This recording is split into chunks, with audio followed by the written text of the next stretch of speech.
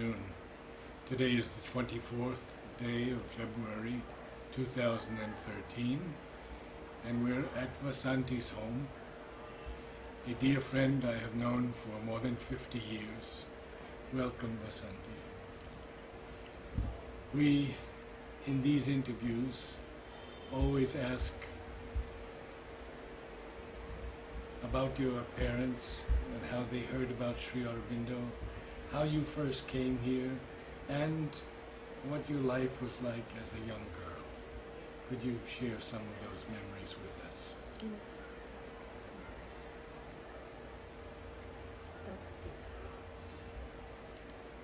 You see, I was born in a Brahmin family, which are known as Chitrapur Saraswats. Our people had lived many centuries ago on Punjab-Kashmir border. And when the Mohammedans came and conquered Kashmir, there was a mass exodus of Brahmins from that place.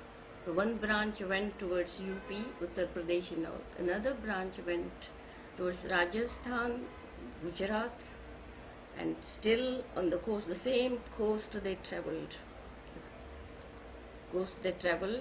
And finally the Maharashtrian kings gave us shelter in an area called Konkan. So we were known as Konkani Saraswats. And so we kept to our own way of worship and all that, Hindu of course, but we had these Saptamatrikas, we were Smartas, which meant that we worshipped Shiva and Vishnu alike. So I came from that kind of a background. My family was a family of scholars, pandits and people who had practiced many disciplines, and they even authored books on philosophy in the native language. Later, when in Goa we made our headquarters, and we have our main temples even now, Mangesh and Shanta Durga. Now Shanta Durga is my family deity. You see, Brahmins are supposed to have descended from the rishis. So each Brahmin family has got what is called the Gotra, the clan of the rishi. Now my father's Gotra was Vasishta Gotra, that is the Vasishta is Rama's guru. And my mother's people, they were descended from Vishwamitra Gotra. The strange thing is that Vishwamitra was at first a Kshatriya, a warrior, who later wanted to become a rishi, because he admired Vasishta. He saw that Vasishta was really great, he wanted to be like that, so he had to do tapas to be accepted as a Brahmin rishi. But he used to have quick temper, and strange to say, my mother's father, brothers and all, except my mother's father of course, the other brothers and all had quick temper, and we have excellent people, very good people, but quick temper, whereas my father's people were very calm, tolerant, forgiving and all that. You see, so after so many millenniums also, some of the characteristics continue. That was really remarkable. Yes. How did your father first hear of Sri Aurobindo? He didn't hear of Sri Aurobindo. He didn't hear of Sri Aurobindo at all. He was a young man brought up in Bombay, grew up with Parsis, totally westernized, and knew nothing about Indian culture. His parents were very Brahminical and all that, but he became totally westernized and anglicized. He went to Parsi schools, passed out from there, he was a gold medalist in English and French, both. And then he got his engineering degree, civil engineering. But he got his job not in the Bombay Presidency, former Bombay Presidency, but the Madras Presidency. Madras Presidency consisted of, according to the British divide and rule policy, some states, some districts from Karnataka, some districts of Kerala, and totally Tamil Nadu, and then some parts of Andhra. So all these states were cut up and made into this Madras presidency, where the governor ruled from there. So when father got job only in Madras presidency, that is on the west coast, in the Karnataka district, Karnataka. I belong to the South Kannada district because my mother's believed I belong to South Kannada district. Madhav belongs to North Kannada district. The Kannada itself was divided, and there was North Kannada and South Kannada. And he is from Sirsi, North Kannada. I am from near Mangalore, a coastal town. And 30 miles inland, I was born there, in my maternal grandfather's family, which was a very highly distinguished family. My maternal grandfather was not one of those who had Vishwamitra's temper. He never raised his voice, but he was a brilliant lawyer with so persuasive that within 10 minutes he could change the mind of anyone with his logic and others without putting any pressure, seemingly no pressure. He was so brilliant, successful lawyer, social reformer, freedom fighter. When the Congress decided to contest the elections and the Swarajya Party was formed, that was when the British were there. They gave a chance also for elections. He stood for election and he was elected from the districts of Kerala as well as South Kannada, which was remarkable. And the leader of the party was Motilal Nehru, and another leader was C.R. Das. So my maternal grandfather worked with both Motilal Nehru and C.R. Das, Chittaranjan Das. And he continued his thing, and then he also had felt the rights for women and all that. He laid down some of the basic lines for reforms in the case of women and all that, which were later incorporated in the Constitution of India. Because the one who helped in the Constitution of India was one B.N. Rao. He was called Sir B.N. Rao. He was an ICS officer and a distant cousin of my grandfather's. And he was highly respected. He later became not only the advisor to the Constituent Assembly of India, but he was also accepted in Europe. You know, there was that international court in Hague. In this thing. He was made judge of that court also. So say that though all those brothers were extraordinary brothers, and two of them were at Cambridge and knew of Sri Aurobindo, and later they came here and all that, and they kept up contact with them. Two of them joined ICS, and one of them joined IES, Indian Educational Service. And they were a little junior to Sri Aurobindo. Sri Aurobindo had already come here, but they had admired him there itself because Sri Aurobindo's name was known there as a leader of the Majlis, student Majlis. And one of them afterwards, the one who joined the IES, became a friend of mine, though he was of my grandfather's generation. And it was he who wrote those letters of wisdom, which were published in later, 20 years after his passing. Before that, I didn't give them for publication. Madhav insisted on it, so I gave them, and names were removed, and they were published in the World Union Journal. Yes. Can you tell us a little bit about your childhood? Yes, I can do that. Of course, I was digressing because my mind was on that picture of Sri Aurobindo's. Because those people, those cousins who were there, and from them 2 or 3 who came here, used to visit Sri Aurobindo in spite of the British government's disapproval, because they were ICS officers. They came here. At that time, Sri Aurobindo looked like that. And his eyes also looked like that. He looked exactly like that. And now I have found some Peter Hiss's book or something where those eyes were supposed to be so touched up. They were touched up so that they looked luminous. Now They were luminous, and those witnesses were there. The picture did not any retouching and Sri Aurobindo I have seen in the body so many times. I can say that Sri Aurobindo's eyes didn't need any retouching because their gaze was luminous when he was young as well as when he was old. The eyes, those eyes have not come in this picture because mother said once, when Sri Aurobindo permitted these photographs to be taken, that was most probably in April, you will know that Sri Aurobindo was already ill. This is Only a few months after that he left his body. And he was a little withdrawn, so his eyes are a little withdrawn. But otherwise his gaze was so luminous that it was just as if a bolt of lightning hit your eye.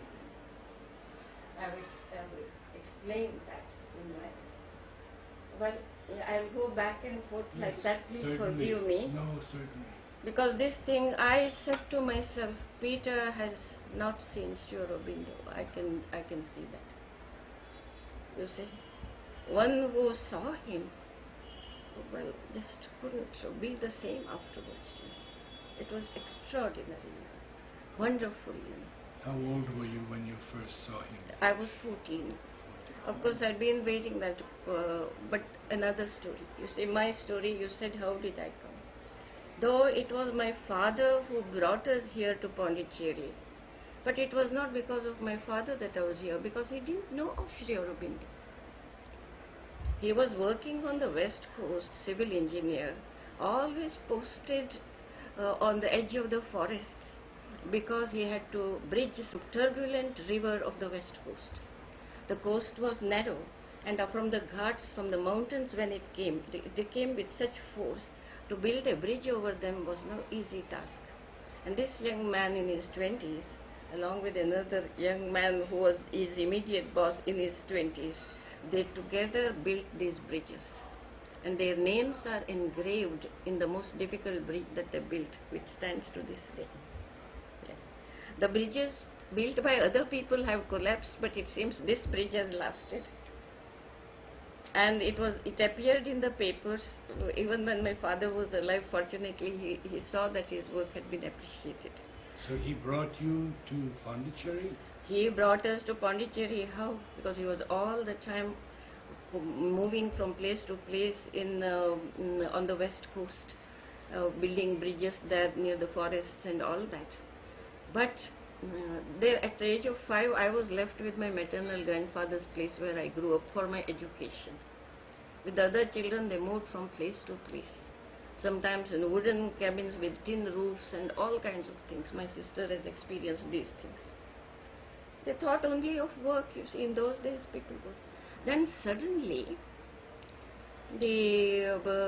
some changes were made in the way, and then the east coast was included. My father was suddenly posted to the east coast, to Cuddalore, just 17 miles from here. Now you can see he was posted there because I had to come here, because he hadn't planned it.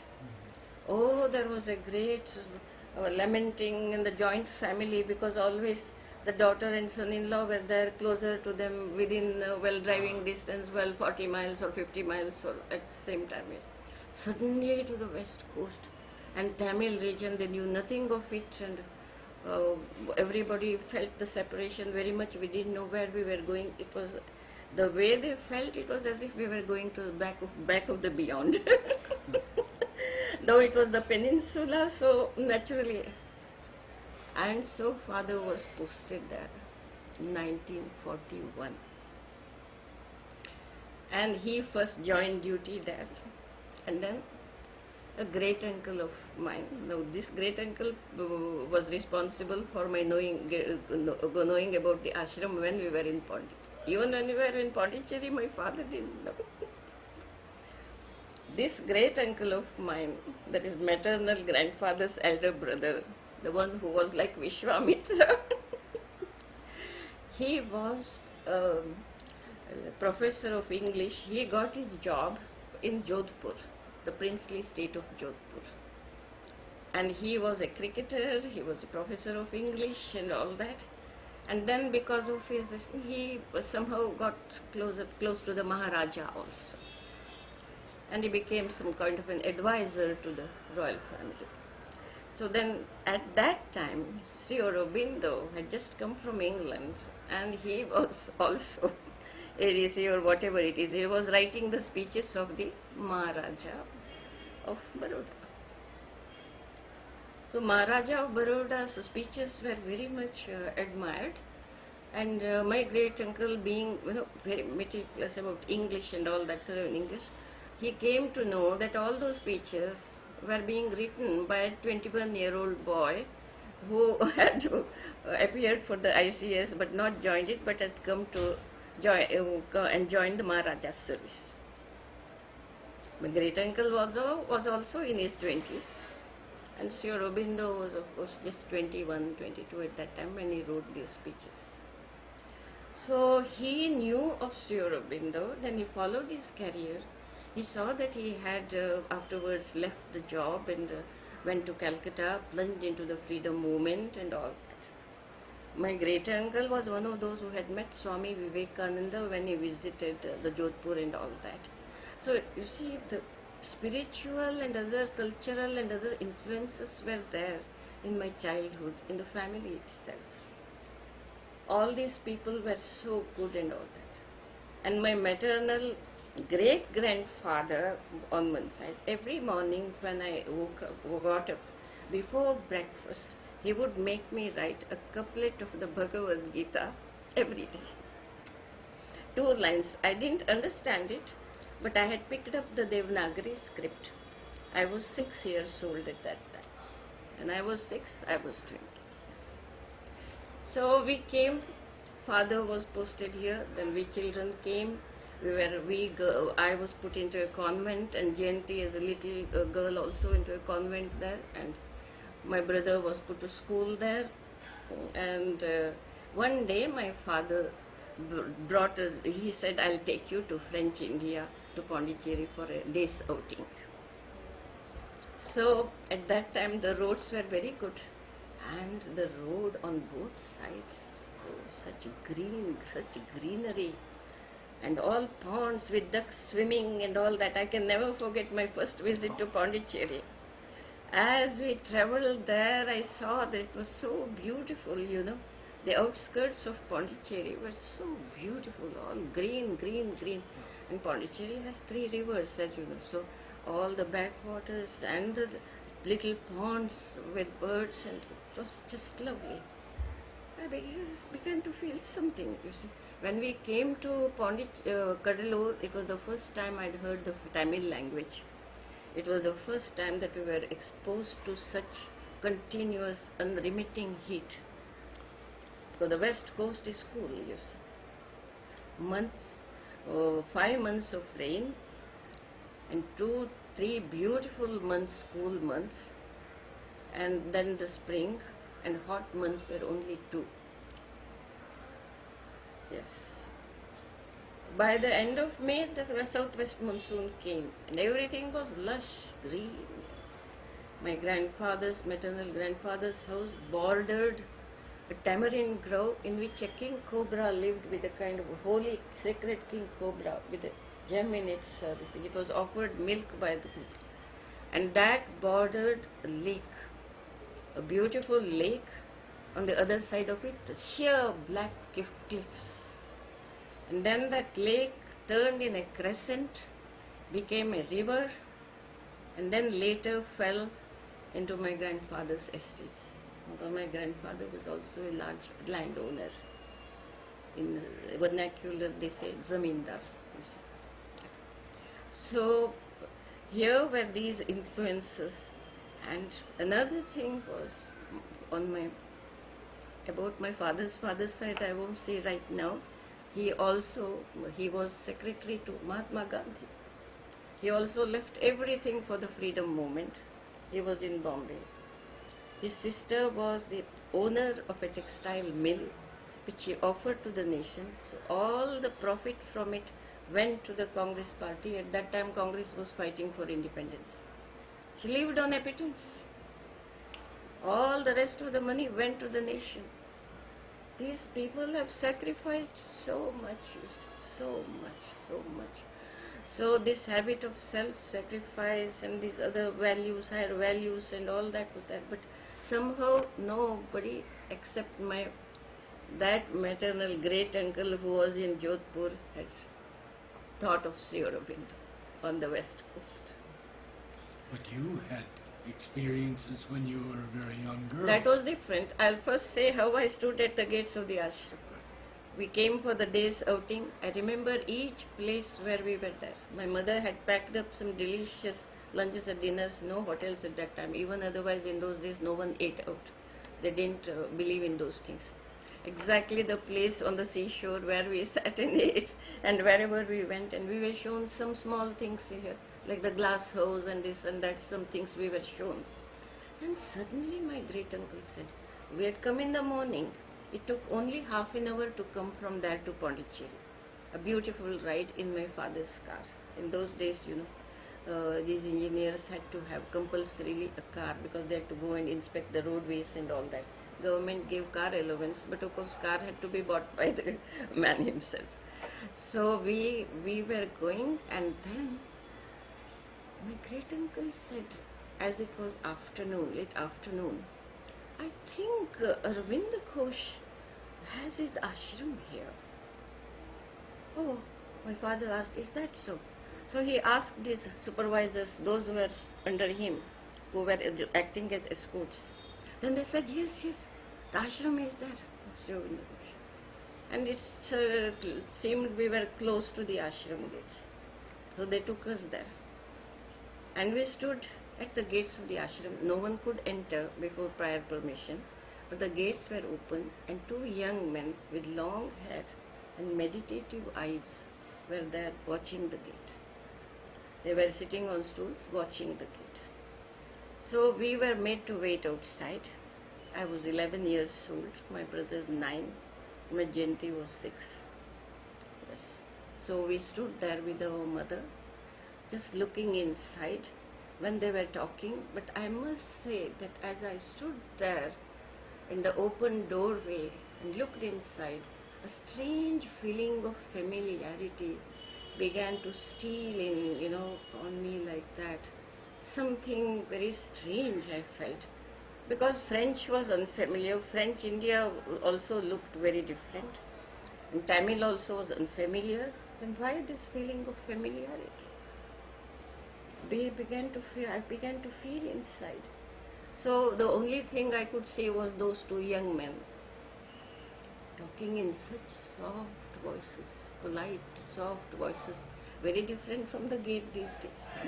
So, and the ashram was so quiet, no cars, no auto rickshaws, no cycle rickshaws, no auto rickshaws, and father and great uncle went inside with those underlings, and then I could hear,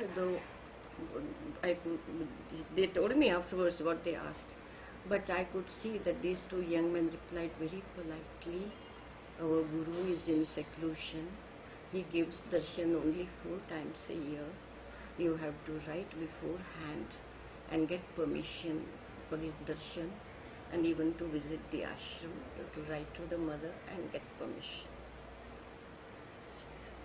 So my father, of course, is one who wants to fulfill every wish of the elders. In those days, young men were like that, our culture was like that.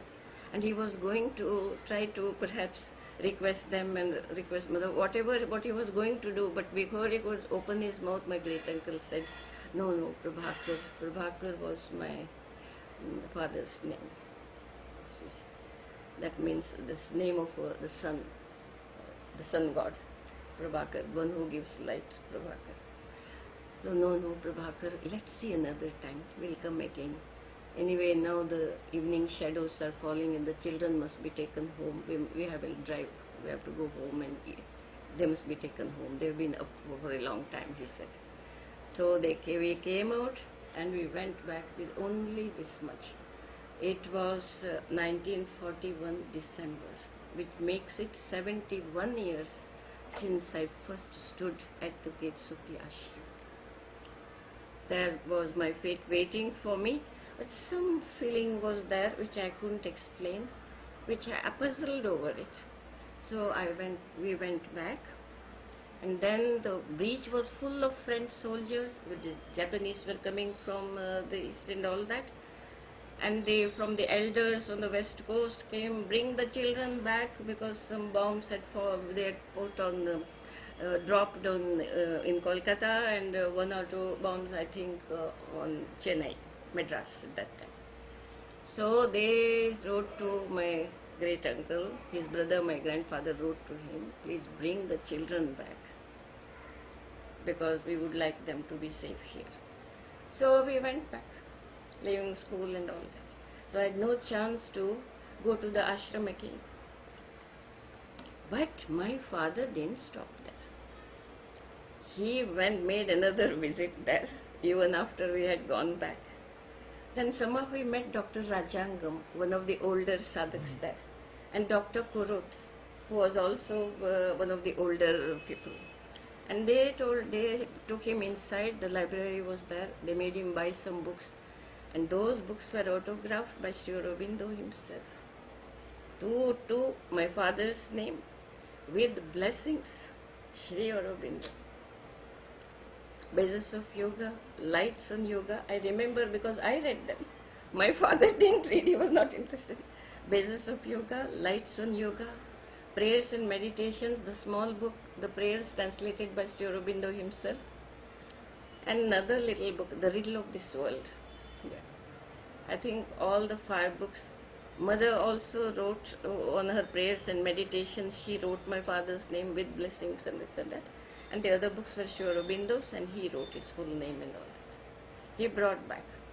Now, we children were brought back afterwards, before even the war ended, because my grandfather was dying and my maternal grandfather. And my grandmother said, let the children be with their parents, because we are going through a bad time. And one of the children there in the house, joint family, was suffering from typhoid. And if all the children get typhoid, then it will be hard for her to look after her husband as well as these children. So there was a cousin from Bombay also who was going to school with us. So the children were sent to their respective parents. So we were brought back here. When I came back, I saw, my father told me, we are going to the ashram. And we are sure of, he and my mother had got the permission for darshan. And he said, you have come now, but still I will apply for darshan for you. And he wrote to them for of course it was a bit late, but he wrote. He asked for darshan. But when he asked for darshan, the reply came that I should wait for 6 months. Yes.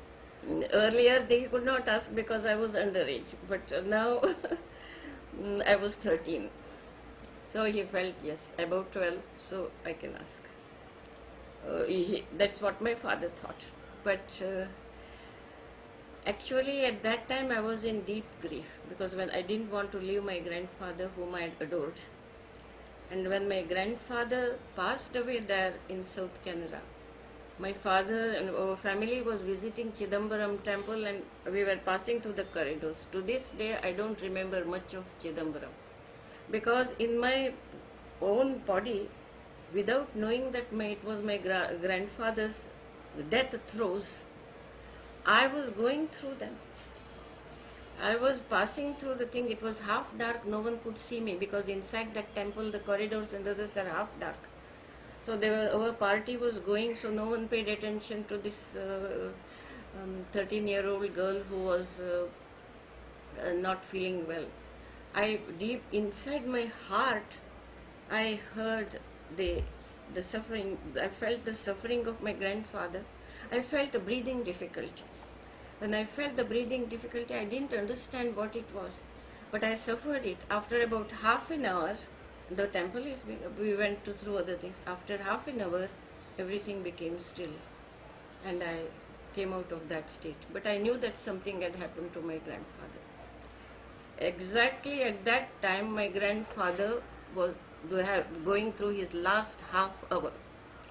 And later I checked.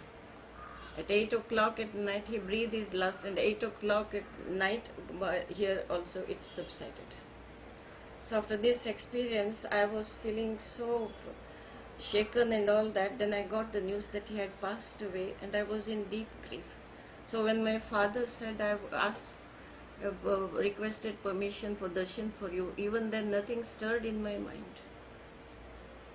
I felt like dying myself, you see.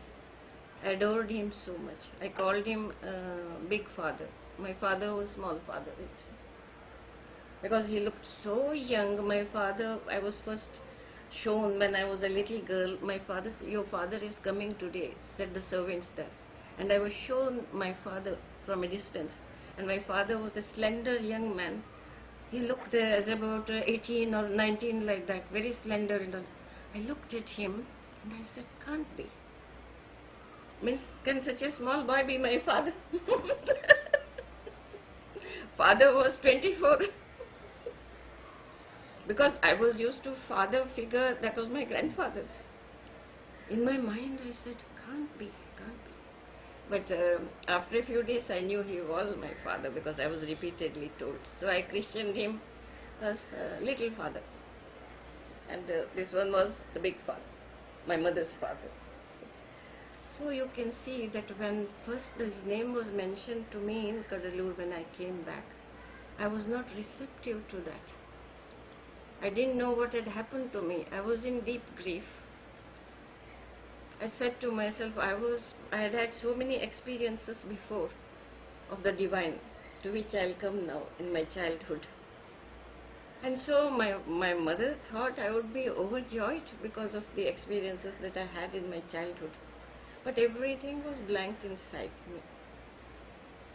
So now I come to my childhood, which brought me into this state of depression and emptiness. Everything was empty within me when I first heard the name of my Guru. Yes, for whom I was searching so many years. Because you see, my search for my Guru, Sri Aurobindo, started when I was very young. When I was 4, the earliest memories are when I was 4. That's my earliest memory of Krishna, who was just 1 or 2 years older than I, but he was my friend and playmate and companion. I didn't know, I took him for just a boy, I knew he was something special, and I loved him very much, and I loved being in his company. What I didn't know was that he was not a human being, that other people couldn't see him. So what I talked to him, how I played with him, all that I talked to others. My family, of course, listened with some respect, though they thought these are fantasies of a child. My mother would ask me sometimes, my mother has told me that she would ask me, child, where did you go? You disappeared for a while, you went into the garden. Oh, I was in the garden with Krishna, it seems I would reply. And I talked to him and all that. All the conversations I don't remember, but my mother remembered. But the earliest memory of Krishna at the age of 4, when my father had been transferred to a place called Puttur. And at the age of 4, I had not yet been sent to school, so I was in my father's house, which was on a small hillock.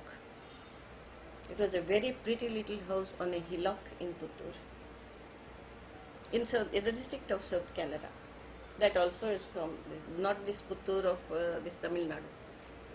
So there, my first memory is what I have described here. So I can see that. On waking, see this aspiration flower, I used to make garlands for Krishna. And I have the memory of giving them to him in person. Even now that memory is engraved in me. And I know that it couldn't have been physical. Now I know. So it's that aspiration is the name given by Mother to heavenly Parijata, which was brought to earth by Sri Krishna from Indra's garden. It has always been associated with Sri Krishna. My earliest memory too is associated with Krishna and the aspiration flower. On waking up in the morning, I would jump from my bed and rush to the window to see if Krishna and his covered companions were out there grazing their cows. Far in the distance, where there were green knolls, I could just make out the vague forms of boys and cows. And the sweet notes of a flute penetrated my ear, and I shouted with joy, "He has come!" I ran out of the front door to the aspiration tree growing near it. Growing near my house door was an aspiration tree, bent, and started picking the flowers which had fallen from the tree and spread under it like a carpet. I was in haste to string the flowers into a garland for Krishna. The intensity of my joy on hearing his flute and the eagerness with which I gathered the aspiration flowers for his garland are still vividly present in my memory. For some years I didn't know that it had not happened physically. I didn't know it at all. I would tell my mother those things, and my mother kept it to herself. Then I continued again. 13 years later, when I came to Pondicherry to settle at the feet of the mother and the master for good, I wrote to the mother describing the experience as well as some others. I had sent my letter through Nolinida. He brought me her reply. She had told him that my experiences were correct. Experiences were correct is quoted by him. He himself told. 3 foolscap pages I had written about my earliest experiences. Now, Krishna was my childhood companion. He seemed just a few years older than I and was exceedingly beautiful. That he was invisible to all the others was not known to me. Now, it so happened that I was put to school. I was thirsty for knowledge, so I wanted to go to school, so I was put to school. And then I was a good student and all that. But I made the mistake of speaking about Krishna to 1 or 2 of my classmates. And they told some others, and they all looked at me. They thought me strange.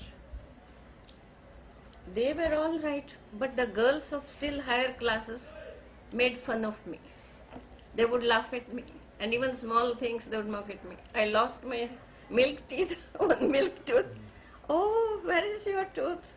And the older girl asked me, "Has Krishna taken it away?" So slowly I began to feel that I was not quite normal, that I was a strange kid.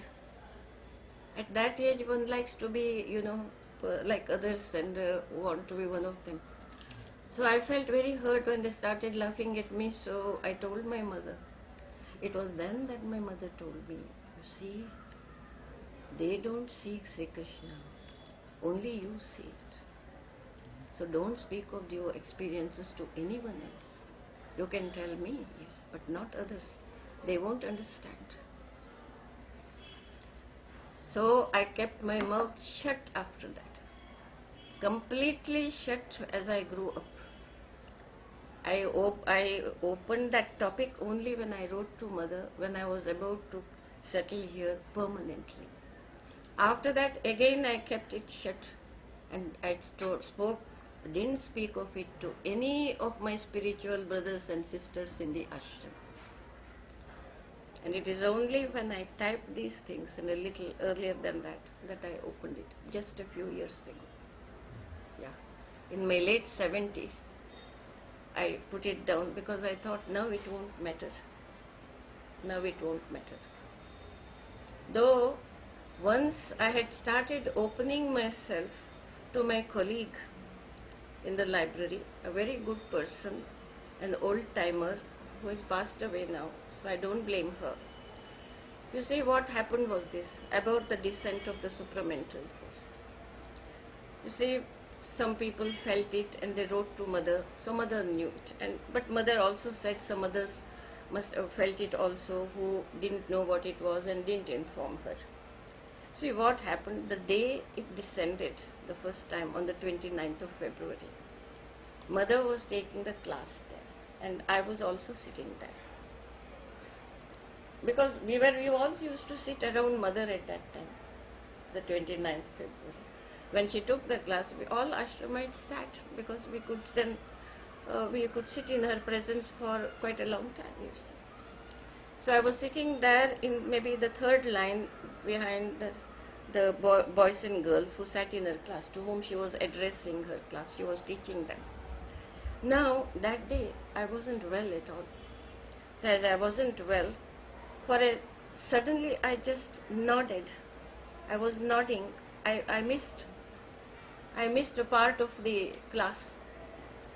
But suddenly I woke up. I woke up and felt something was different. I was wondering what was different. But I was so dazed and I was dull. I was not well, you see. I was dull and sleepy. But I felt something had happened, but I didn't know what had happened. I looked at the others. I thought if something had happened, the others would know and I would see in their faces. But I saw nothing in their faces. So I said, maybe when I was nodding my head, I have sensed something or dreamt in my sleep. I felt very ashamed of myself that I had fallen asleep when mother was talking.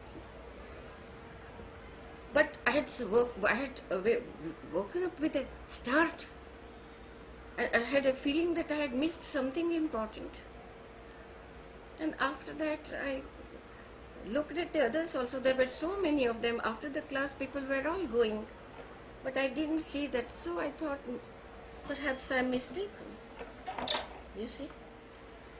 But I felt that something great I had missed. The descent afterwards, I read, Mother had described the golden thing coming here. And I said, my God, in my unconsciousness, I have missed everything. But I said nothing. It was not important either whether I felt that or not, because that would not have transformed me immediately. I had to do a lot of sadhana, so it wasn't that I regretted it much. But the second that horizontal descent, when it spread like that I was very conscious of. I had been to the balcony darshan, and I stood there for balcony darshan early in the morning. Suddenly I felt that streams of, like streamers, of golden light spreading like that and over everywhere, the horizon everywhere. I said, oh, that's it. And then it fell on my body also. I was a sickly person. Suddenly the body felt that there was hope for it. That now, because of that, there was hope for it. So this was a strange experience. What is the hope? It meant the promise of physical transformation. The possibility of physical transformation became possible, that my mind came to know later. Now about this experience, I spoke to no one, naturally. I didn't tell even Madhav. By that time he was going to Mother. I only asked him after 2 days or so, has Mother said something about any of her own experiences during this time? Because he was going upstairs every day. Then I said, it is remarkable that you mention it, because she had just told a few people close to her that there was the horizontal descent of the supramental force at that time. Oh, I said, it was only at that time, I said, I felt like it. And he was cross with me. He said, when you had that experience, you should have told me. And I would have told Mother. And she would have felt happy to hear it, that some people have felt it. Well, I couldn't say anything. Well, anyway, I said to myself, it's not necessary to be given any kind of importance like that. Mother is working on me after all, and sadhana has to be done, And the people who saw the first descent, knew about the first descent also, they still had to do their sadhana, they still had to, the tapas, you see. You see, the promise is given to us. We can enjoy the experience, but the work has to be done. Yes. You mentioned the person in the library to whom you told something? About the horizontal. I said that only afterwards. She was an old timer, very devoted to Mother, an artist also. But here, you see, most people, she was a Bengali, many Bengalis are artists there in their blood. She was speaking that Mother said that, so she was very friendly with me. So I said, I had this experience. At that time, I didn't know what it was. She heard it at that time, but she looked strangely at me. But she didn't say anything further about it. She didn't even say, "Is that so?" She looked strangely at me. She was much older than I am. Then what happened? Through a common friend, I came to know later that she was just laughing at me. She has experienced the supramental descent. Oh, she has done. She has done. She talked in this way. She told me, our common friend told me, you see, you should know that she was really laughing at you, and you mustn't tell her anything that you experience. So I said, my God, here is my childhood thing coming up again, and in this ashram of sadhaks and one of my friends too. I didn't expect. So again, after that, mouth shut.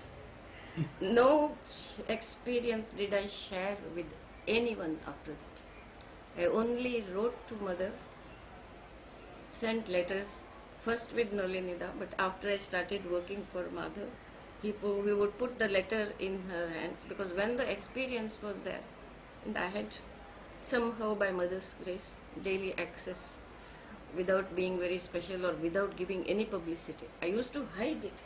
Anything that I felt spiritual, now I thought I was hiding like a guilty secret.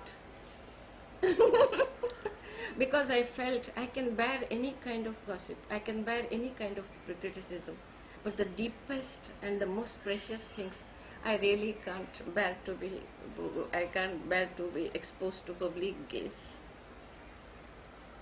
Yes. In 1993, after Madhav was interviewed by Raman Reddy and Archives Group, Shraddhalu also was part of it. Immediately after that, and Madhav was in his last weeks at that time. After that, they told me, now we have to interview you. My God, I got quite scared. Now interviewing me and talking of all these experiences, certainly I felt I can't stand it. I just want to keep my treasures and I want to enjoy them. So I said to Raman Reddy, Raman, there's darshan going on now, and the Madhavji is not well either, and we are so busy.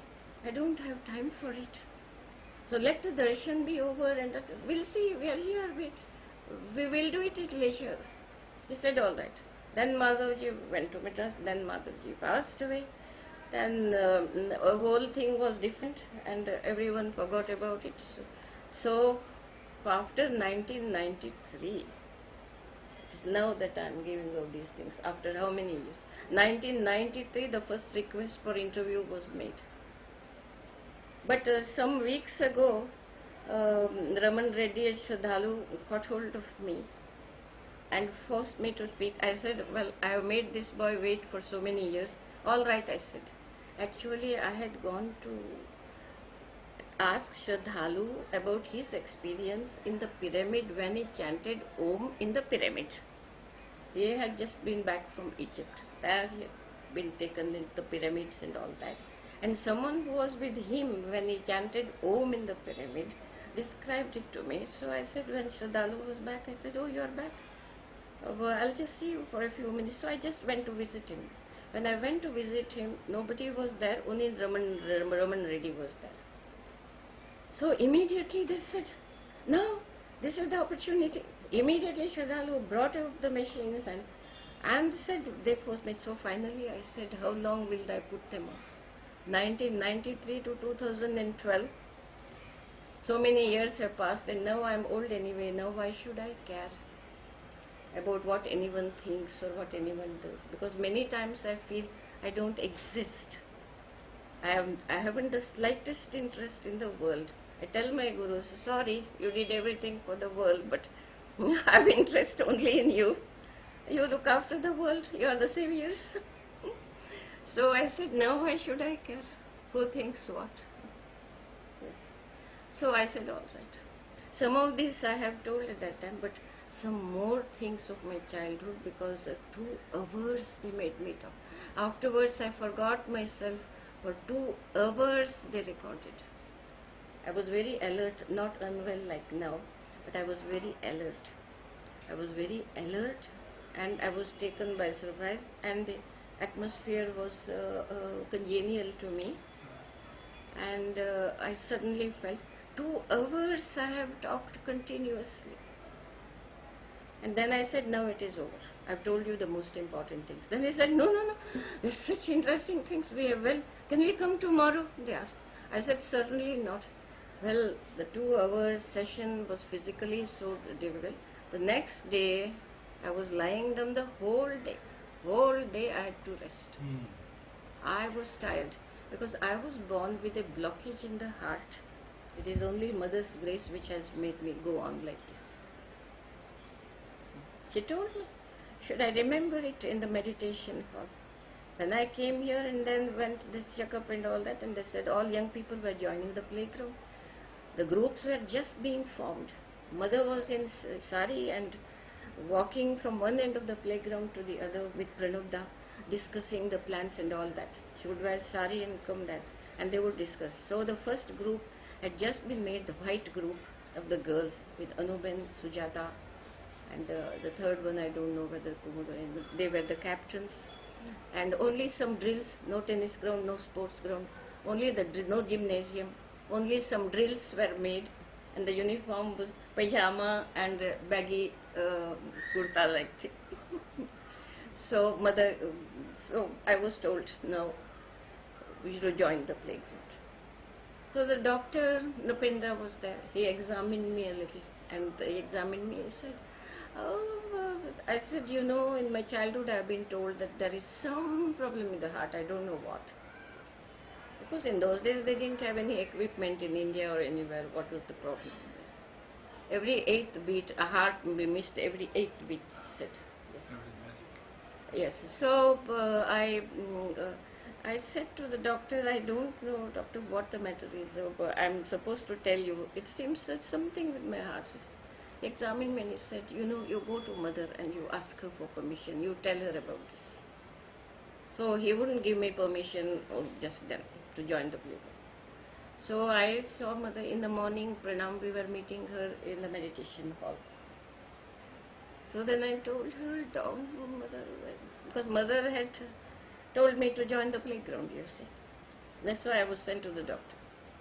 So I said, mother,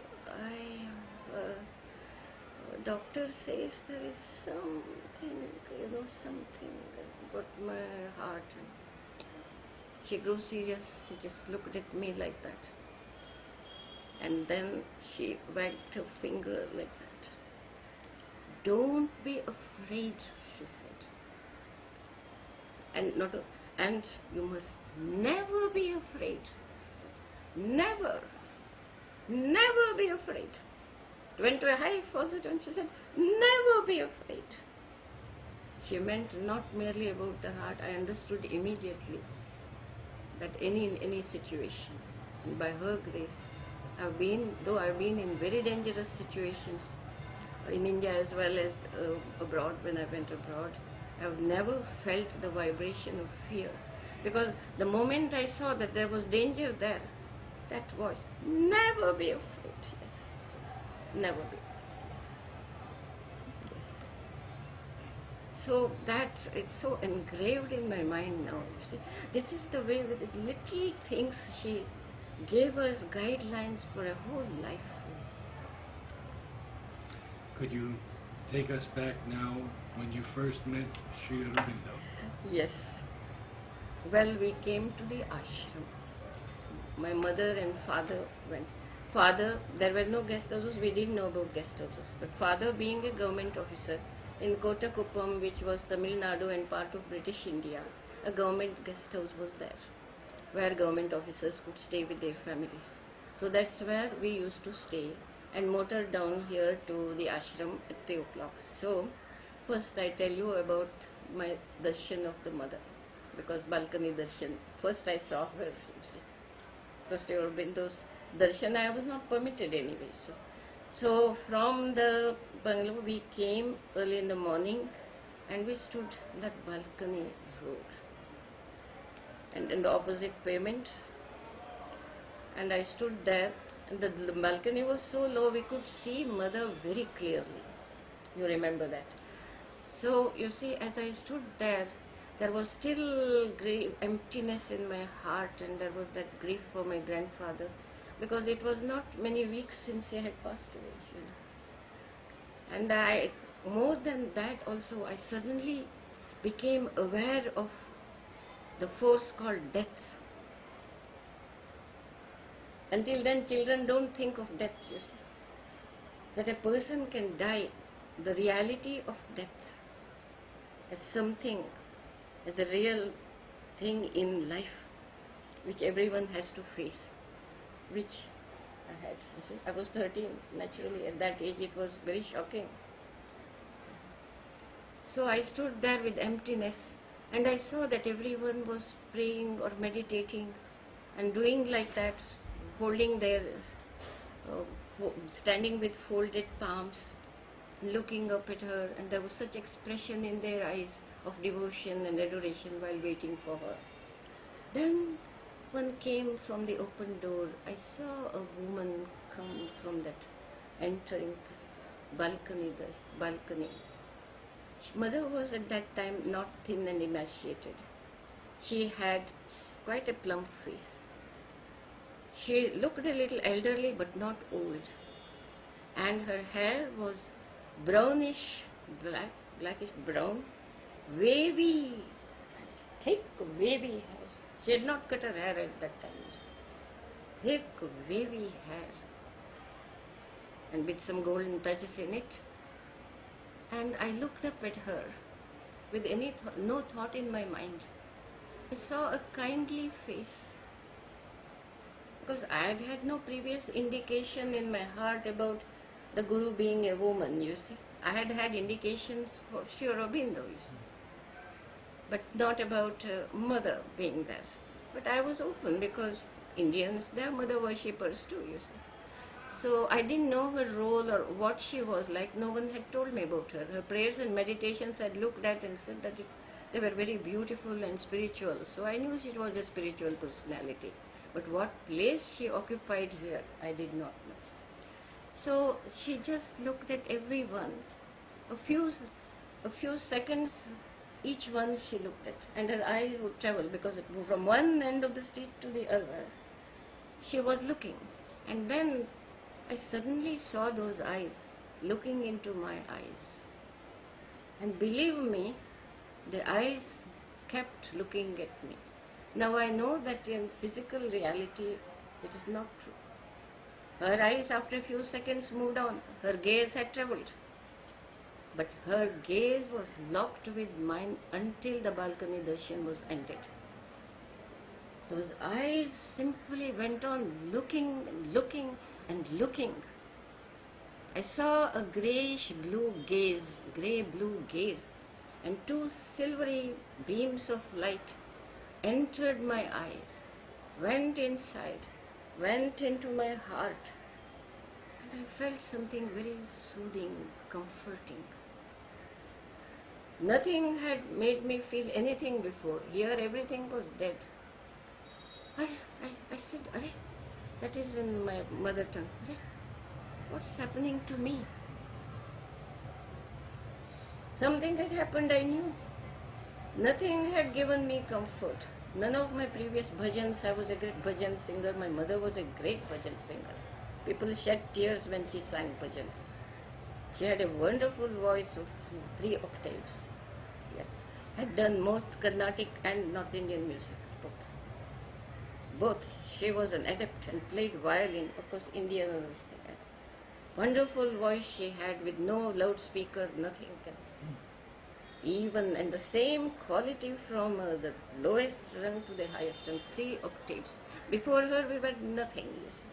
When she sang Tulsidas bhajan or Surdas bhajan or anything, people simply shed tears. There was so much power in it, you know. And what was I? Now I would digress. Why did I speak about my mother?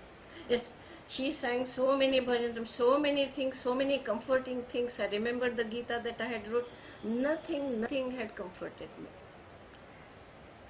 This was the first time that in that desert something came. And then everyone dispersed. we went back to the Dak Bungalow, the guest house, and had something. Within half an hour, I found myself wanting to see her again. I wanted to see her again and again and again. This is the impact that mother had on me when I knew nothing about her.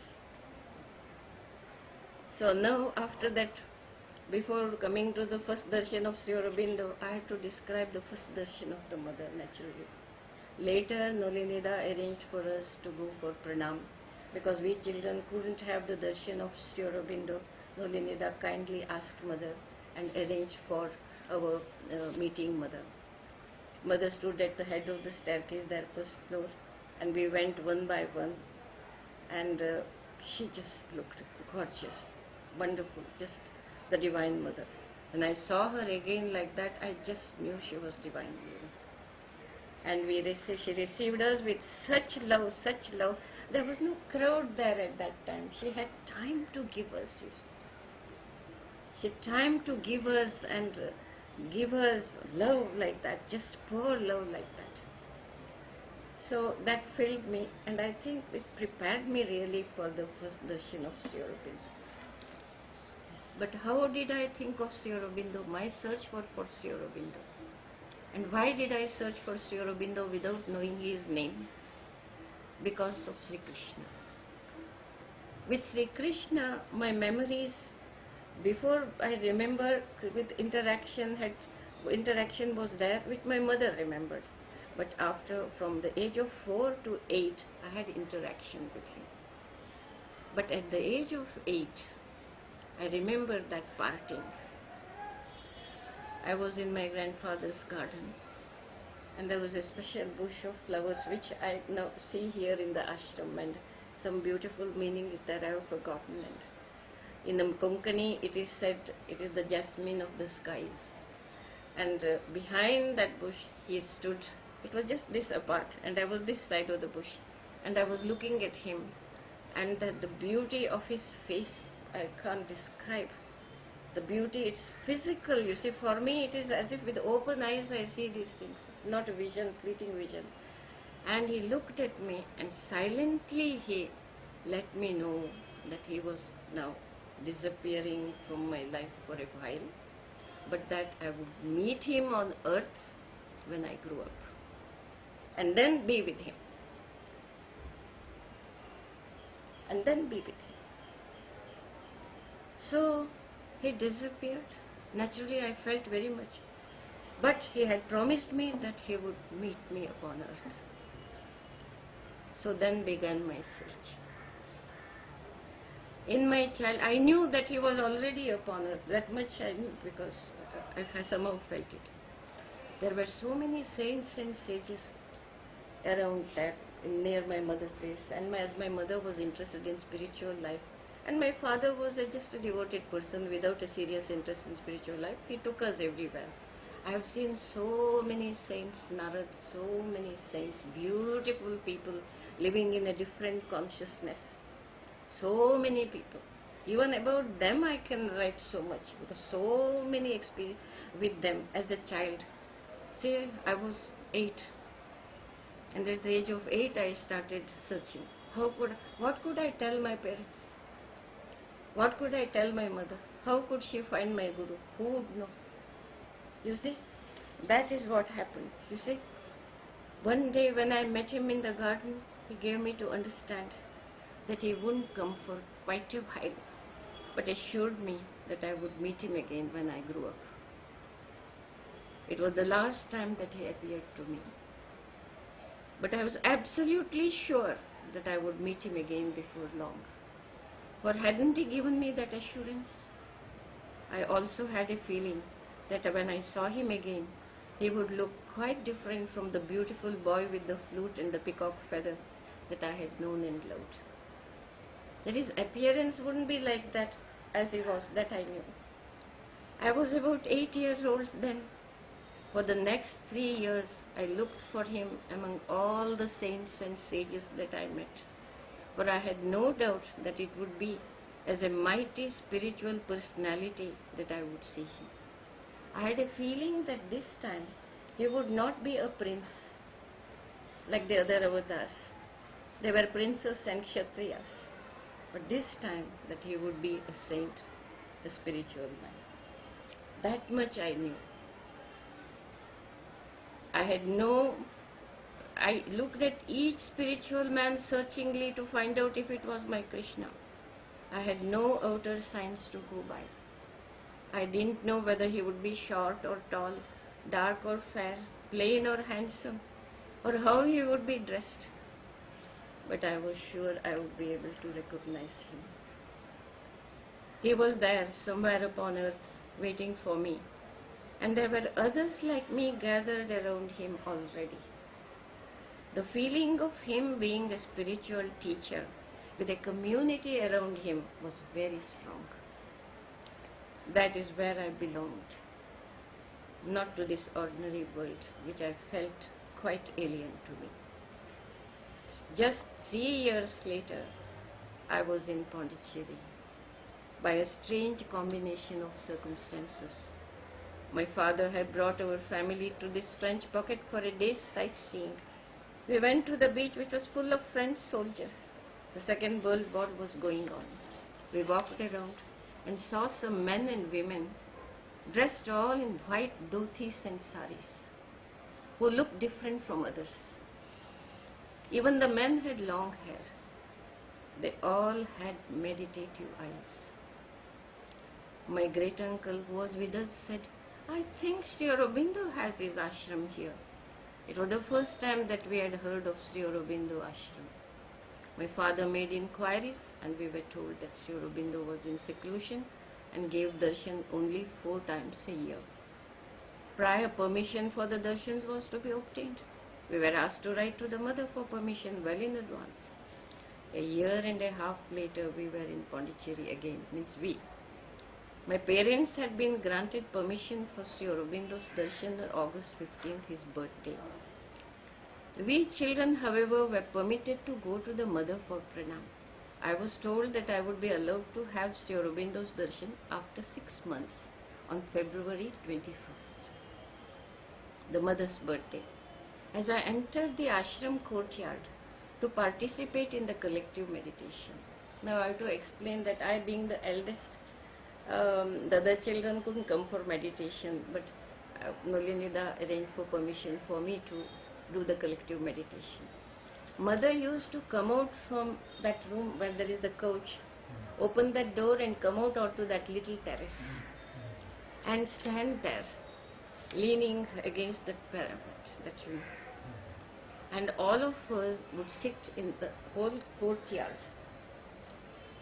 Where the samadhi was, there was a place with ferns and all that, but we sat around it where Pujala, from everywhere, there were not many people, so we could see her clearly.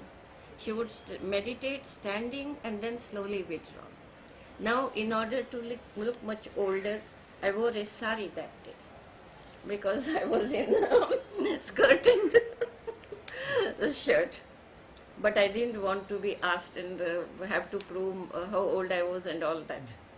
Wearing a sari, and I was little tall for my age, and so I wore sari, quickly wrapped myself around it, quickly slipped behind my mother and got into the crowd and entered the ashram. So, as I entered the ashram courtyard to participate in the collective meditation, a strange sense of familiarity surged up within me as if I belonged there, as if I had come home. More and more strong, the feeling grew that the one I was searching for would be found here. Because I had not yet found him, because I had not had his darshan, you see. So after that, my first darshan. And there we will end, because I told you about my childhood. About my childhood and the saints I met, and I have meditated in the presence of Raman Maharshi also. Yes. But I felt that he was not my guru. You see, that's it. I loved him. I loved that direct path. I loved the meditation there. I found a great light.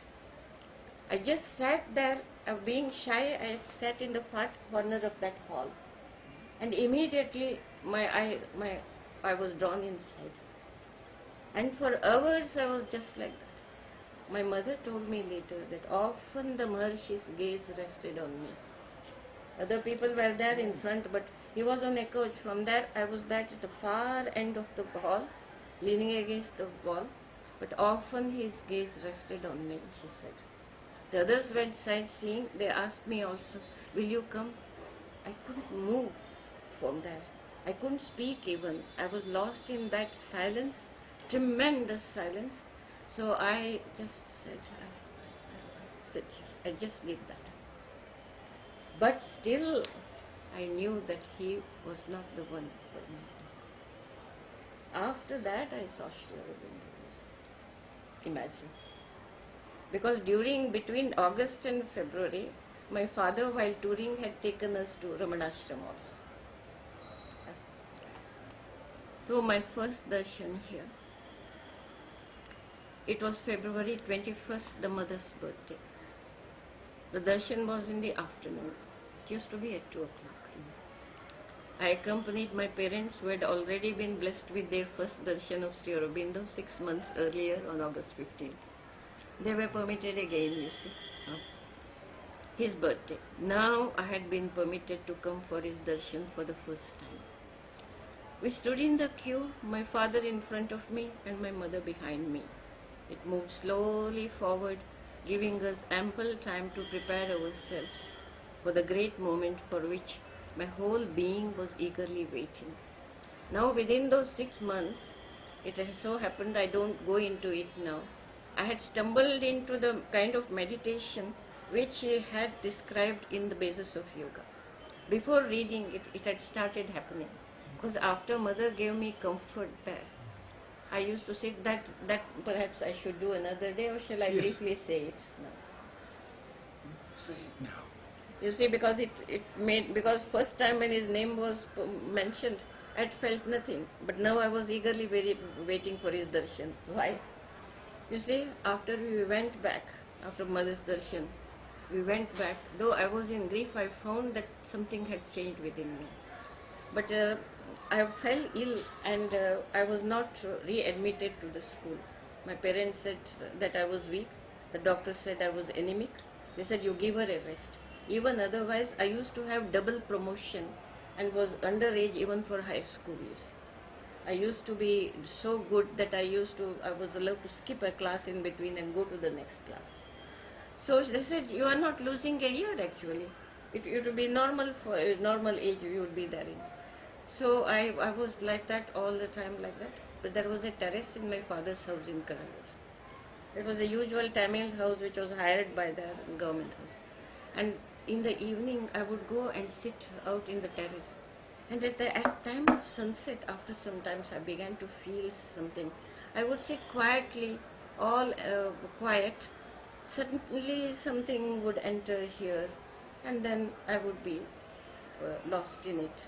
And it happened at sunset with the sun setting, because it looked as if there was a golden light coming and entering, and I was there. And then the strange thing was that I didn't blink my eyes at all. I remember that, how it was that my eyes, they were not blinking.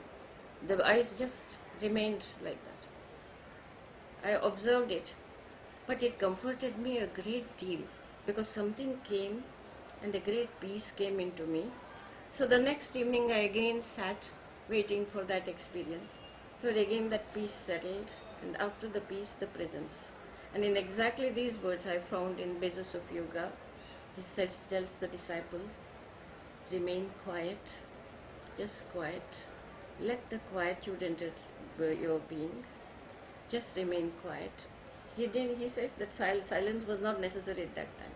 In that quietude, the peace will descend, and afterward and later the presence. And this was exactly the way it had happened. I said, no one taught me meditation. Now I find that these are the steps that he has described to a disciple. Was the grief disappearing by that time? Yes, because it was filled with this peace. The master and the mother were both working on me. So I said to myself, without knowing, I didn't know it, but my path has been chosen for me. Now I know that this is the path. Because before coming here, I had practiced the other disciplines. I had practiced Bhakti Yoga, Japa Yoga, and others all in my childhood later, before coming here. You see. During the time I was searching for my Guru, I was practicing all these things, Japa and everything, in which I had lost interest after the death of my grandfather. But here I said, but this is the path, and this is the meditation into which I have entered. By itself it has come, which means the Guru had chosen to help me without my having chosen him. So I was then eager. I read the whole book, and remember, I knew that book by heart. I had a photographic memory in my childhood. I read that book in bed, reading in my mind all the pages. I knew the page number, I knew the paragraphs, I knew where the asterisk marks were there. At that time I had a photographic memory. So I read the book in bed, because they wouldn't allow the lights to be kept on. My parents would the lights off, children go to bed and that sort of thing. Yes. So I was now eager for the darshan of the being who has now had given me comfort, had taken me on hand, Yes.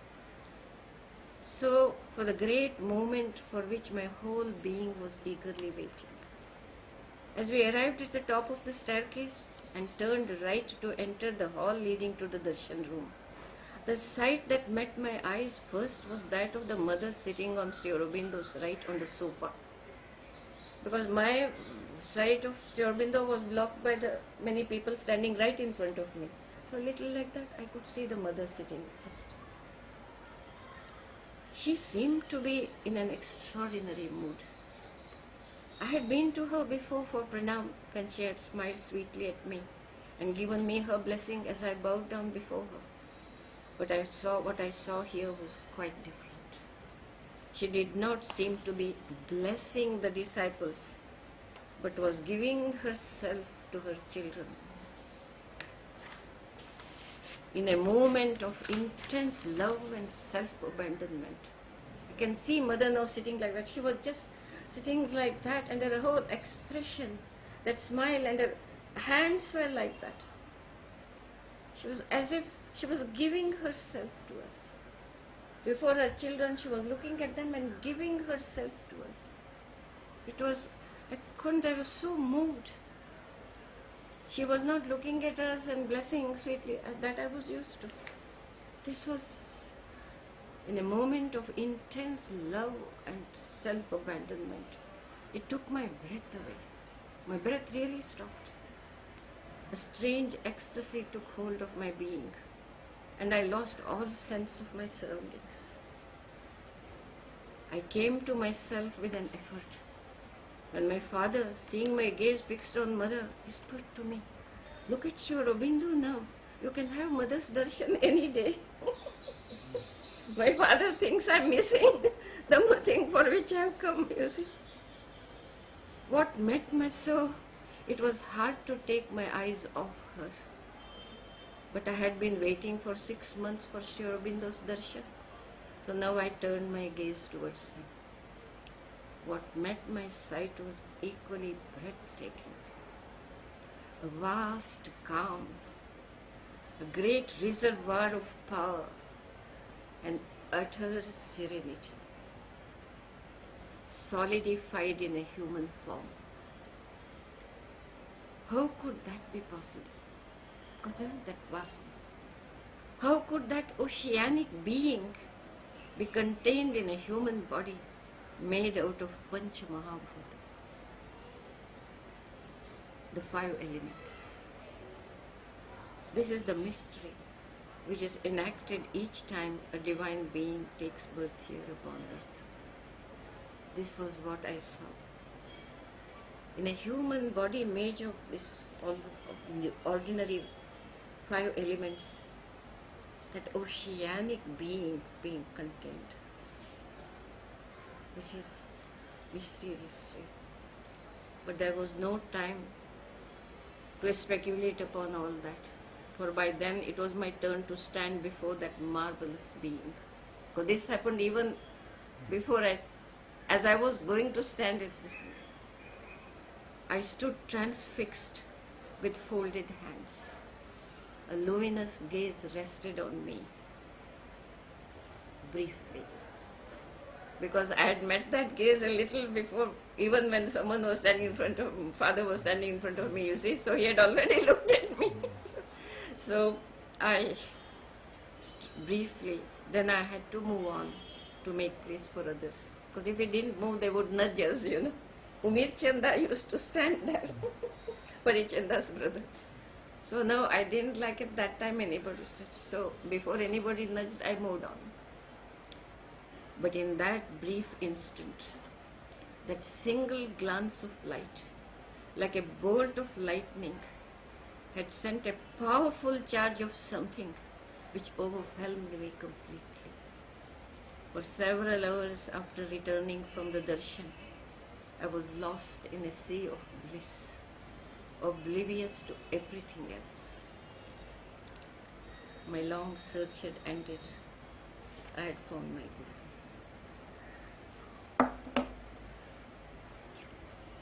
You see, I had been suffering from sore throat because I had very large tonsils and had become traumatic, and I was in great pain that day. I couldn't swallow even a drop of water, but I couldn't tell my father. Then he would have said, "You are ill, so don't come for darshan." But after the darshan, I was completely healed. There was absolutely no throat trouble, no pain, nothing. And for 10 years after that, I didn't get throat trouble. 10 years, I was completely free from it. In that single glance, instantaneous physical healing. This kind of healing I had seen Mother doing also. But that is perhaps for next time. Yes, next time. Thank you, Vasanti. I don't know, whatever it is, Narad, it's only because you insisted that I agreed this time. Really, yesterday I was so ill. I was so ill. I told my sister, don't let anyone come here. She discouraged all the darshan visitors who were waiting to come here. She said, just wait for 2 days. But tonight itself, from tomorrow morning itself, it will start. 365 days I get visitors. How can I do my music? I miss my music because my music was what connected me to her. About my music also, what directions Mother gave. Yes, I want to talk. How much she gave. And it's very strange the way the music started. I was not the singer in the family. My mother was the singer. And my sister was the singer. She also has had classical training and has a wonderful voice, which Jayanti, yes.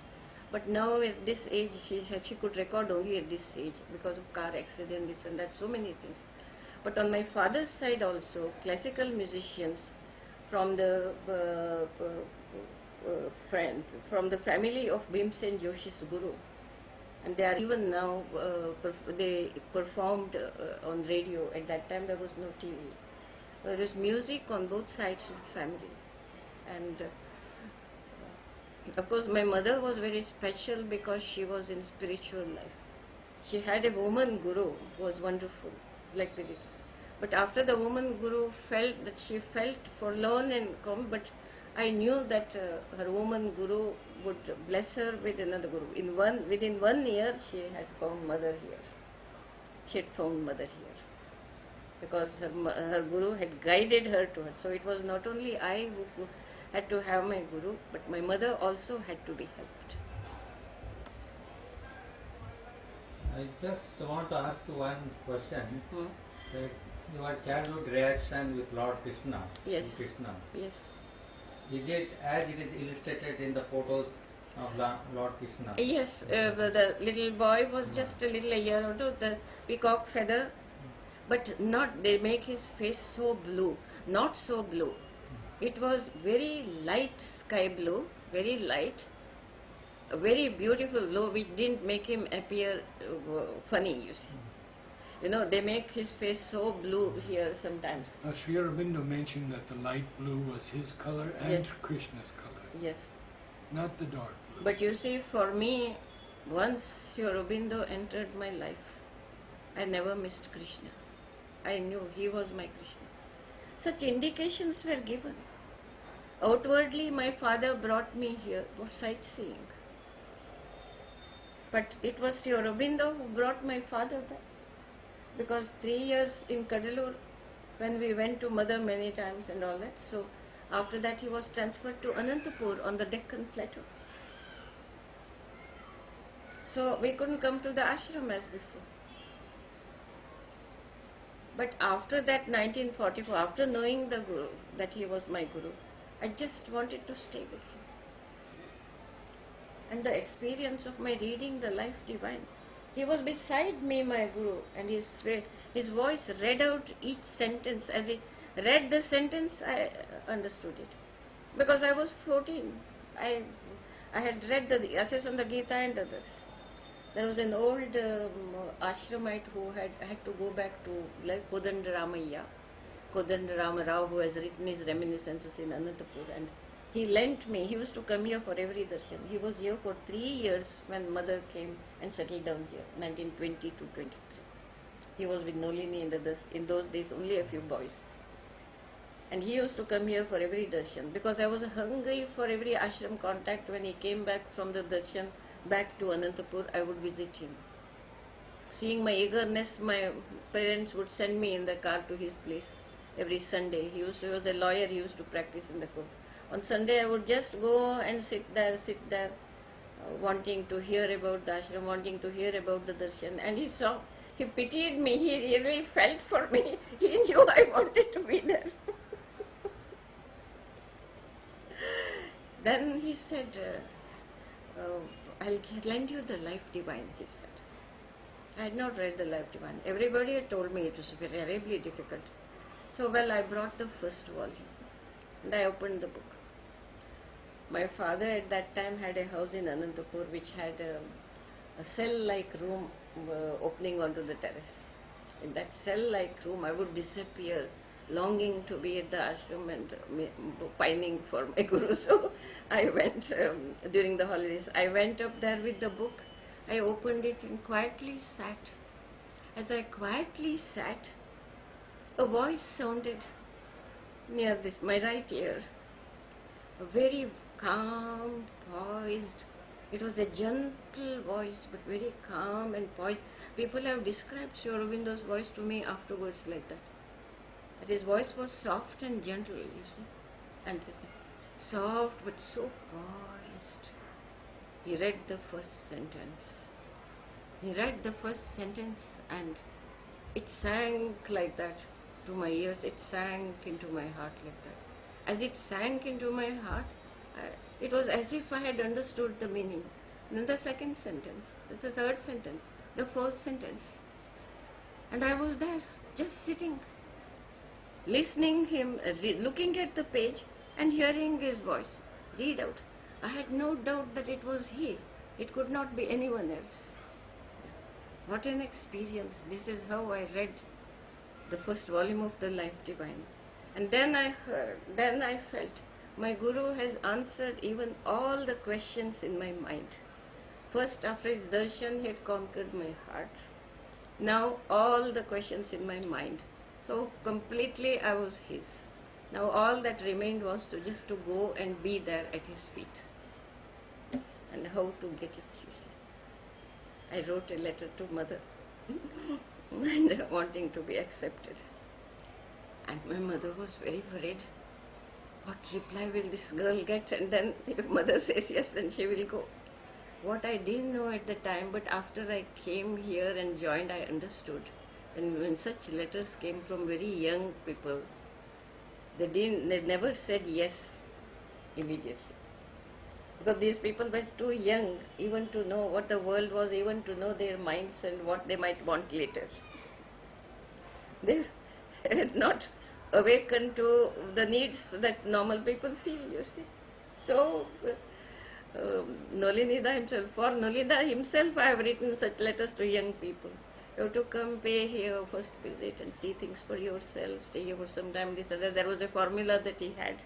Later when I went to work in Madhu's office, I have written such routine letters for Nolinida by hand, which Nolinida has signed. I was working for him also, you see.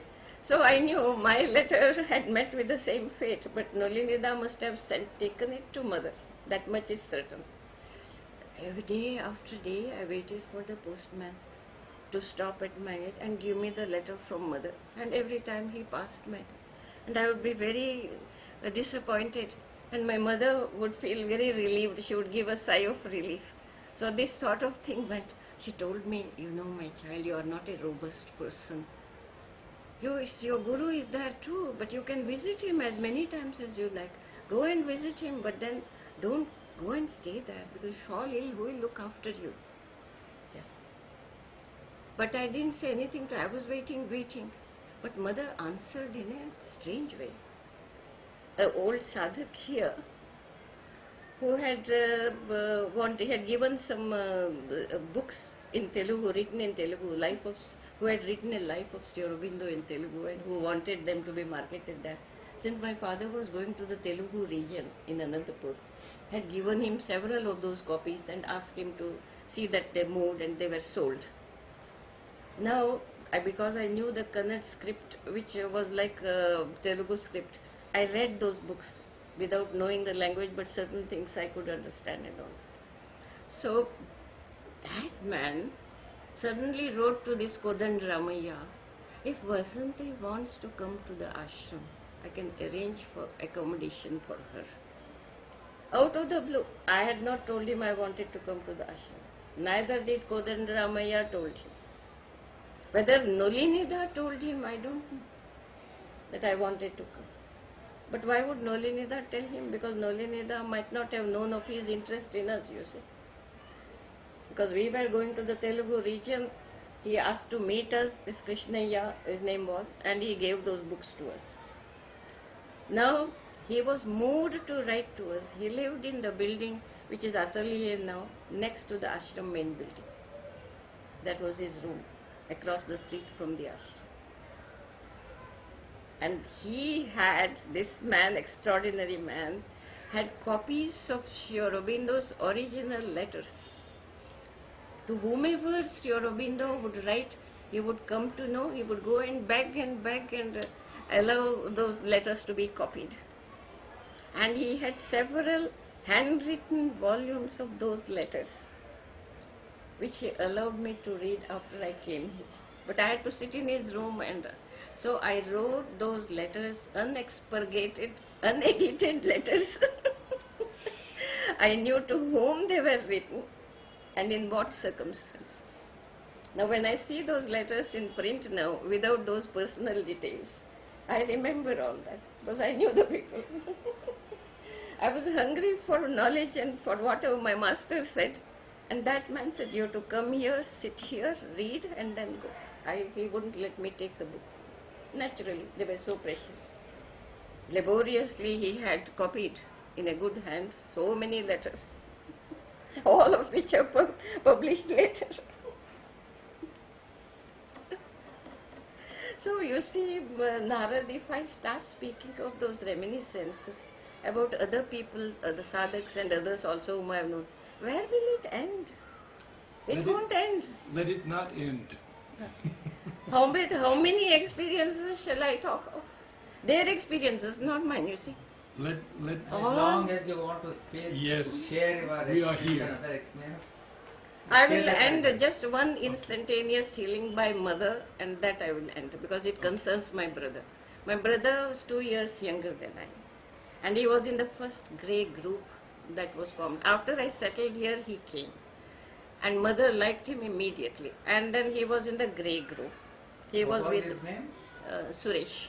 He was, you won't know, because he was with the Manoj, Mona, Ranjit, Barin, and Runu, and such people, the first grey group, Ranjit and others.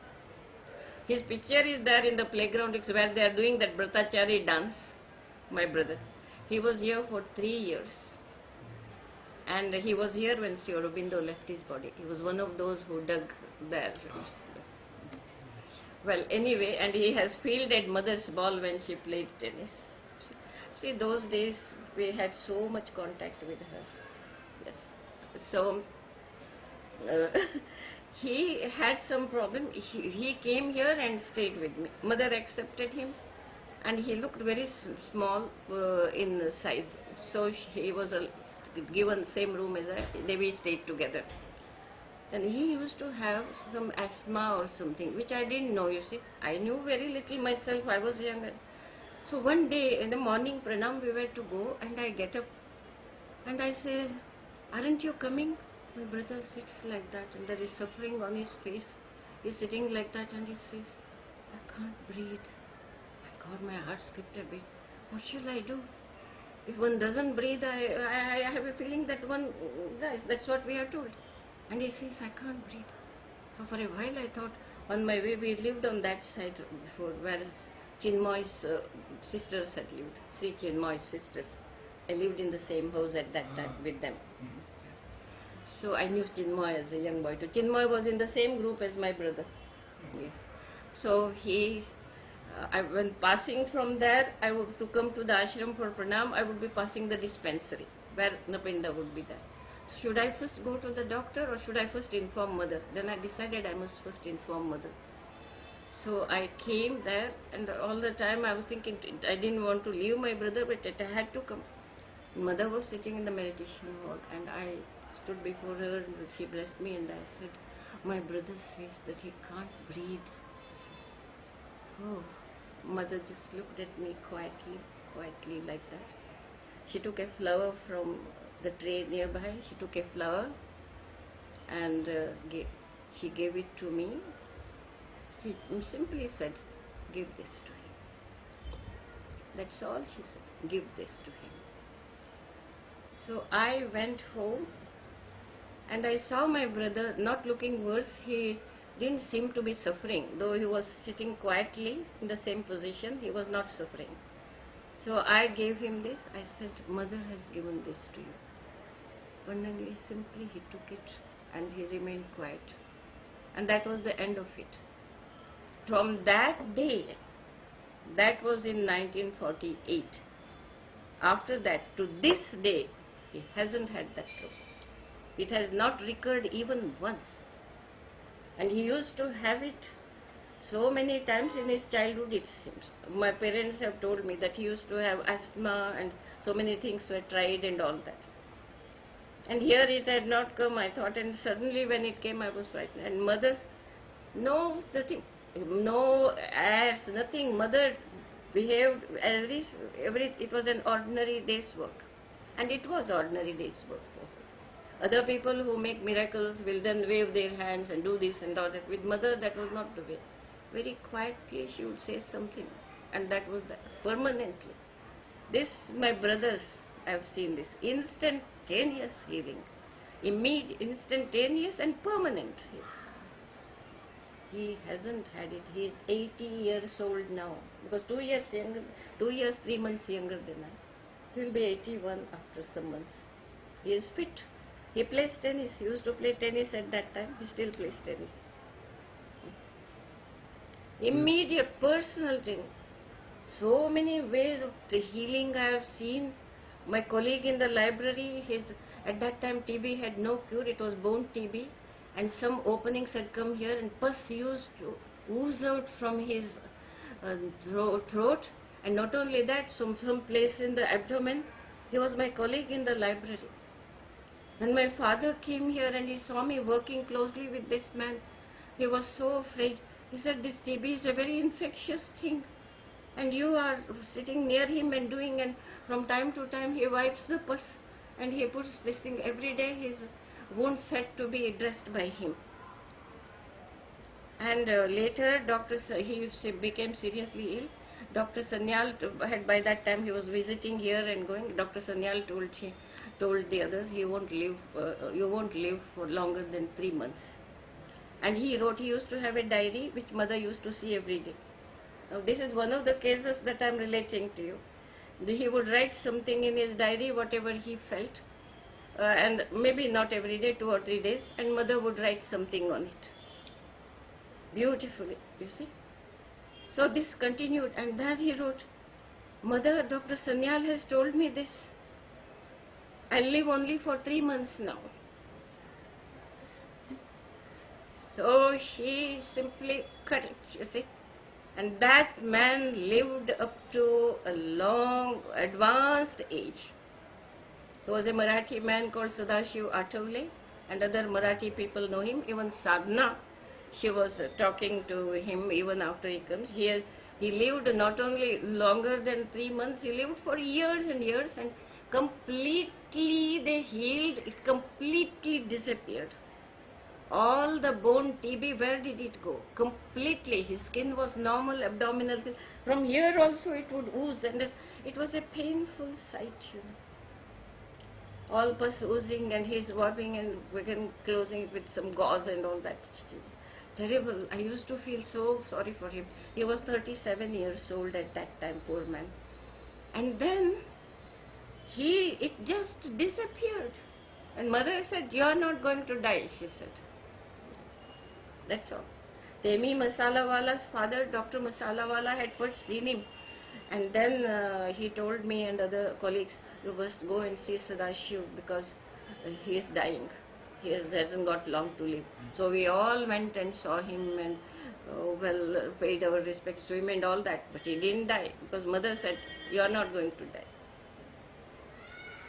And this is the conquest of death that she did in the case of that man who had an absolute childlike faith in her. What kind of a faith she wanted from us, I don't know, but she wanted another kind of faith. This was Rishabh Chand told me. He was another of the old sadhaks who was very kind to me. And Rishabh Chand got TB. It was said it was TB. In those days, there was no cure for it. Then he asked me. Then once he said, he didn't know what to make of what mother told him. Mother asked, "Rishabh Chand, have you got faith?" And this is exactly the way he said, "Have you got faith?" "Yes, mother, I have faith. I have faith in you." "I don't mean that kind of faith. Do you have faith that you can breathe without your lungs? That you can see without your eyes? That you can hear without your ears?" He was taken aback. Without these senses, mother asked if I had the faith. But afterwards a book came to review to Madhav. The Hindu used to send him all the spiritual, religious and occult books. This was not an occult book. It was written by a game warden in the African jungle. There he was pronounced dead even before he was taken to hospital, which was 100 or 200 miles away. And he was clinically dead even when still they took him to the hospital. Even there he was pronounced clinically dead on arrival. Then he revived. Not only that, he remembered every stage of the journey and the doctors discussing his case, and he became completely well. All the organs were dead. How did he come to life? Apparently mother knew of such things happening. He was not a devotee, he was not a spiritual man, he was not an occultist. In that book, I myself have read it. I wish I had those. At that time I had noted down all these books and other things because it made me feel that mother was right. When Rishabh Chand got drowned there and his family was shocked, sadhaks were shocked. And one of the devotees said to me, "Such a great sadhak who wrote such books, and to be afraid of a disease like that and then to give up his life, he should have endured and all that sort of thing." So his granddaughter Monu, whom I know very well, she went and asked of mother, "Did my grandfather commit suicide?" Mother said no. She said, it was time for him to go. He went and sat there on the seashore because a beautiful being, it was something like a Krishna figure, a beautiful being came to take him, and it took him there over the waters. He didn't commit suicide. Mother was proved right. When post-mortem was done, no water was found in the lungs. And how could they say death by drowning, I asked you. Very important that you told this. Yes, it is Very necessary. important. The thing is, there is something else. We don't have control over it. We don't have knowledge of it. But the pioneers, those who brought the transforming force down, they knew that this could be done. It could be done. Even those who were not practiced, they did it.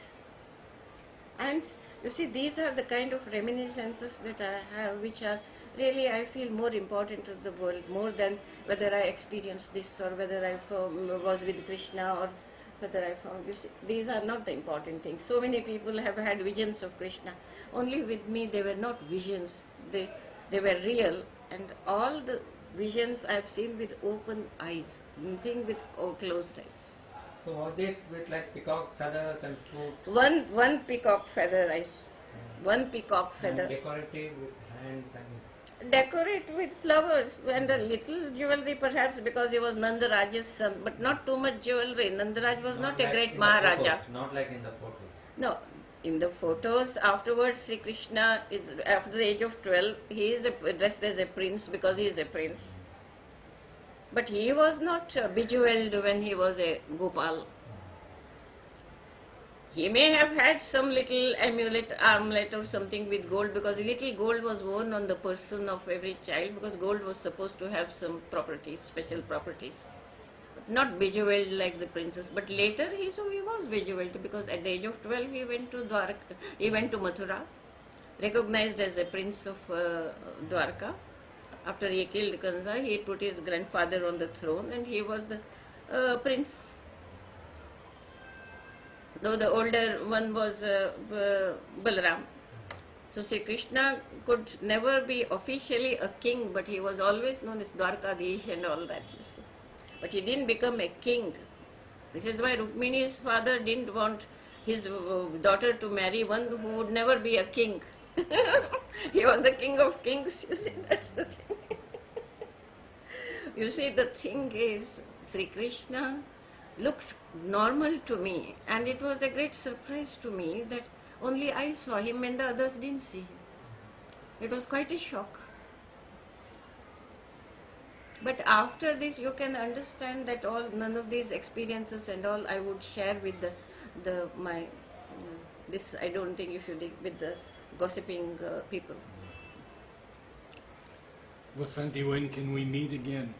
Well, not this time, because now tomorrow I'll be, because I've given out so much of myself, and of course I'm happy that I did give. I didn't think I would be able to speak even this, because I was quite ill yesterday. Quite ill. I got pain in the chest also. But you've done very well. We would like to meet again and have you talk about Yes. other experiences of other people. Yes.